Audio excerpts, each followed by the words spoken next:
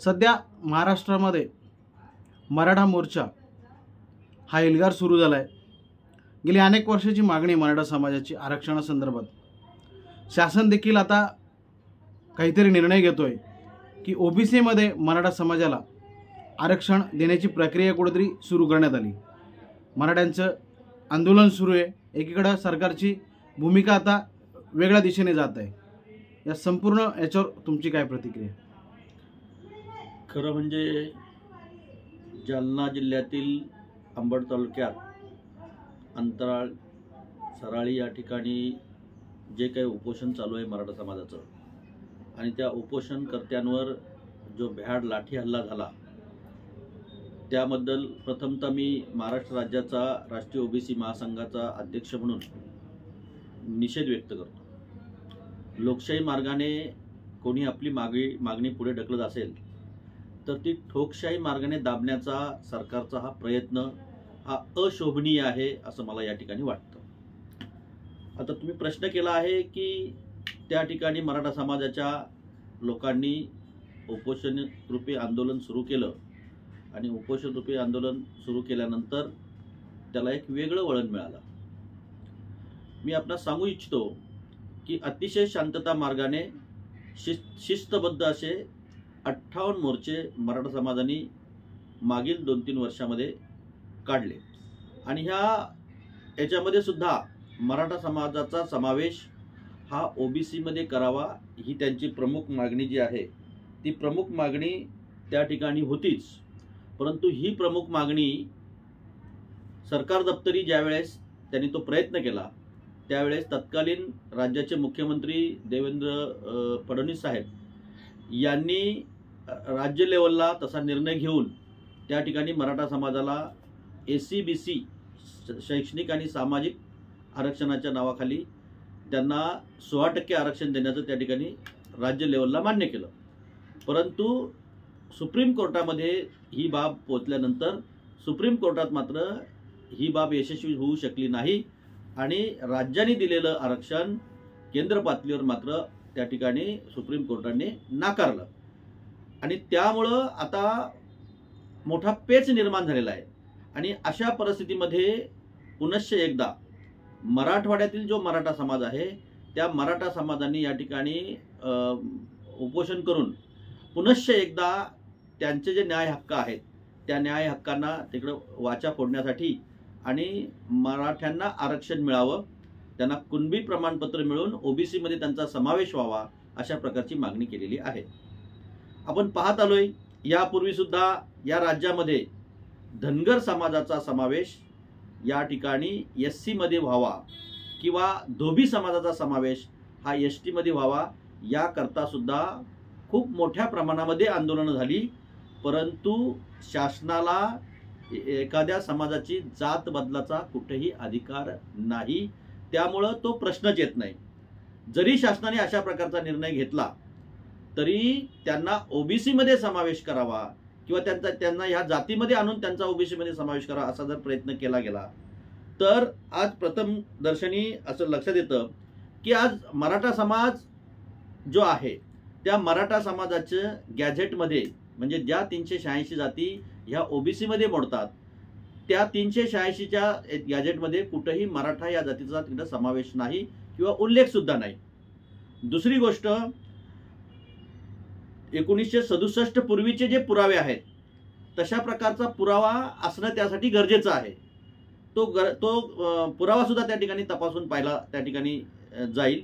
त्याचबरोबर गाव नमुना 14 आहे, त्या गाव नमुना 14च्या नोंदी सुद्धा त्या ठिकाणी तपासल्या जातील, आणि या सगळ्याची तपासणी केल्यानंतर त्यांना ओबीसी मध्ये समावेश करण्याचा शासन निर्णय घेऊ शकतो। पण प्रत्यक्षामध्ये अनेकविध ओबीसी मराठा समाजाच्या लोकांना काही सामाजिक न्याय विभागाच्या अधिकाऱ्यांनी त्या ठिकाणी ओबीसीचे दाखले दिलेले आहेत, परंतु जेव्हा शैक्षणिक नॉन प्रोफेशनल या कोर्सेसमध्ये त्याचा त्यांना फायदा होत आहे, परंतु प्रोफेशनल कोर्सेसमध्ये ज्या ठिकाणी त्यांना लागणारी स्कॉलरशिप असेल, त्यांना लागणारं ॲडमिशन असेल किंवा त्यांना इतर ठिकाणी जे आहे त्याच्यामध्ये जेव्हा जात पडताळणीची प्रोसिजर अवलंबली जाते तेव्हा जात पडताळणी मात्र हे जे त्यांचे दाखले आहेत ते त्या ठिकाणी रद्दबातल ठरले जात आहेत.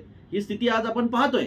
आणि त्यामुळं नव्याने जरी ओबीसी मध्ये किंवा कुणबी जातीमध्ये समावेश करून त्या ठिकाणी आम्हाला आरक्षण द्यावं अशा प्रकारची मागणी जरी पुढे येत असली तरी ह्या मागणीचा सरकार दप्तरी विचार त्या ठिकाणी जरी केला गेला तरी त्याला जसं SCBCच्या माध्यमातून पुढे सुप्रीम कोर्टात अपयश आलं तशी स्थिती ही सुद्धा त्या ठिकाणी होऊ शकते.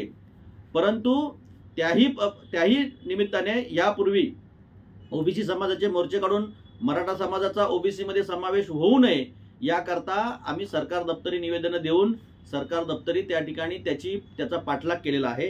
एवढंच नव्हे तर विरोधी पक्षामध्ये असताना देवेंद्र फडणवीसांनी 2019 साली ज्या वेळेस विधानसभेमध्ये त्यांचा प्रश्न मांडला की ओबीसी मराठा समाजाचा ओबीसी मध्ये समावेश व्हावा, त्यावेळेस तत्कालीन मुख्यमंत्री उद्धवजी ठाकरे यांनी स्पष्ट रेकॉर्डवर उत्तर दिलेलं आहे की 27% कुठल्याही प्रकारे हात न लावता ओबीसींना मराठ्यांना आरक्षण दिलं जाईल.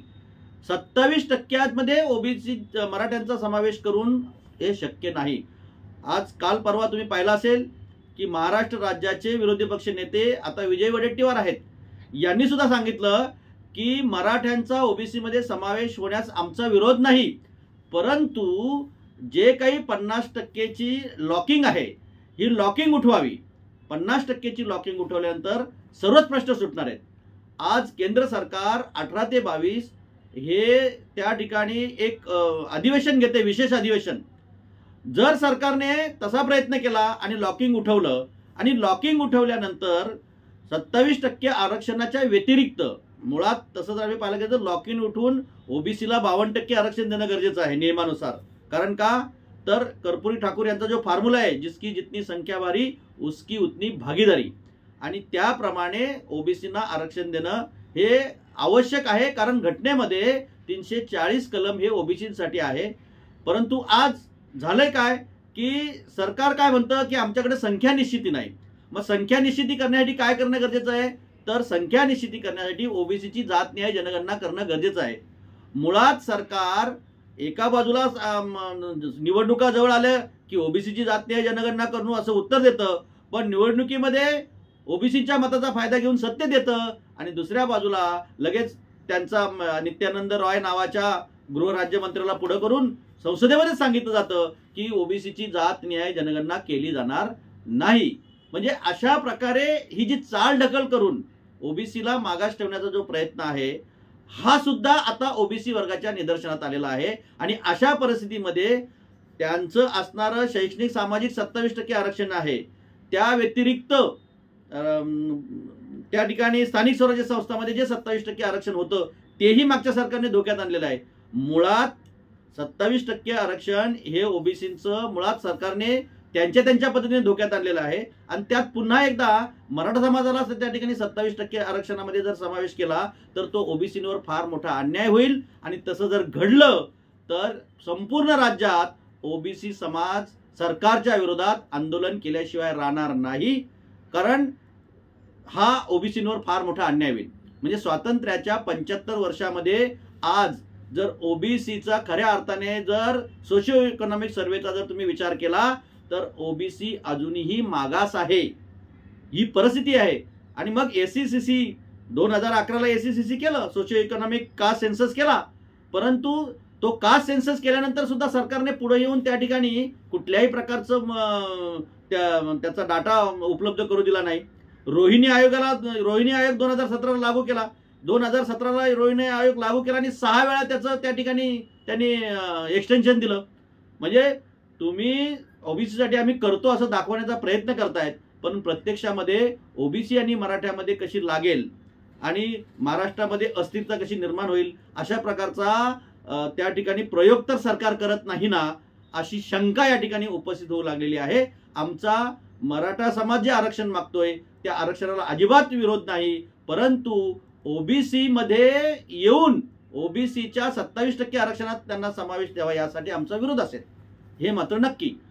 पण जर द्यायचंच असेल तर लॉकिंग कमी करून त्या ठिकाणी लॉकिंग उठून त्या ठिकाणी मराठ्यांचा समावेश त्या ठिकाणी आरक्षणामध्ये करावा. आमचा त्यासाठी पाठिंबा राहील.